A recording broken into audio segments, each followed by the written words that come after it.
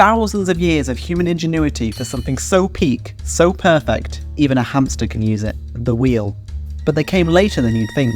50,000 years after stone tools and 10,000 years after pottery. Speaking of pottery, our first wheel came in the form of a potter's wheel in ancient Mesopotamia, but for transport, they were still using either sleds or rollers. And it would seem that you only have to combine these two to make the wheel, but you're missing one key invention, the axle. This first came about in the Carpathian Mountains of Europe, when reaching the dawn of the Bronze Age. Copper used to be in abundant supply, but with 1,000 years of excessive mining, the mines had to get deeper. Introducing the minecart. With 4 wheels and flat tracks, you don't need to worry about steering.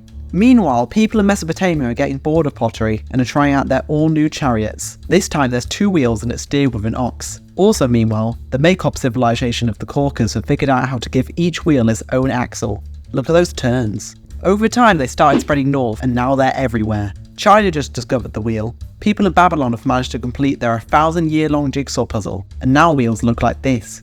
Neat. The northern people managed to domesticate the horse. Now this causes a problem. The lightest material to make wheels from is wood, and while useful, it is far too heavy to be practical for horses. Solution? Make wheels out of air. Now we're getting somewhere. The Hittites just found the chariot and now they're making an empire. Same with Egypt. And now they're at war. It sounds like it's the beginning of the first chariot revolution. The Celts are putting iron on the rims of wheels. Sounds pretty neat. Look at the Battle of Kadesh, the largest chariot battle in history.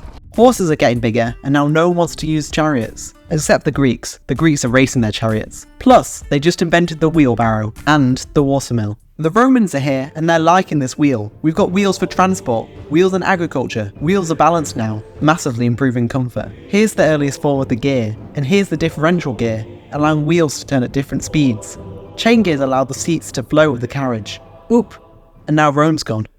India invented the spinning wheel, and here comes Islam with the spinning wheel. The Dutch invented the modern windmill, and wheels are pointy now. News just in, people are starting to reinforce their wheels with iron. Yeah, it's a slow news day. Chariots are making their way into Europe, and the wheel makers are getting specialised, leading to developments in the hub and axle. These Hungarian coaches may not seem special, but the nobility can't seem to get enough of them. Now it's the 17th century and it's time for the second chariot revolution, probably due to leather suspension making rides way comfier than horses. England and Berlin have their own ideas. Leaf spring suspension is here and it rocks. Also, roller skates. Zoom. Whoa! It's the steam engine and trains. Can we get some metal wheels? Thanks. What if we made wheels from wire? Trains were falling off their tracks, and now there's flanged wheels. The differential gear also just got rediscovered.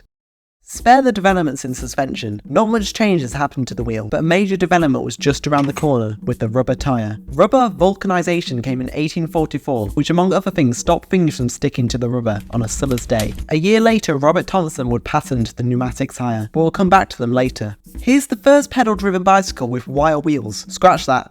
That's more like it. New wheel type unlocked, the caster, for 360-degree travel. The first automobile wheels are here, just in time for the first automobile. What if wind could make energy? Dunlop rediscovers the pneumatic tyre, which absorbs shock and can even ride on uneven terrain. And it goes down pretty well. Further result in shock absorption comes in the form of coil springs. Plus, carbon rubber allows tyres to be way stronger. Radial tyres have come in and they'll grow in popularity over the coming years. It's World War I and tanks have replaced horses on the battlefield. Makes sense? Press-cast wheels make wheel manufacturing much easier. Spokes are being made out of steel now. What if you put a wheel on a chair? After getting a puncture, wheels are able to travel for some distance. Magnesium wheels are stronger and lighter than their steel counterparts. Might want to use them from now on. Wind turbines just had a major update. Up until this point, pneumatic tyres had a separate inner tube to provide support.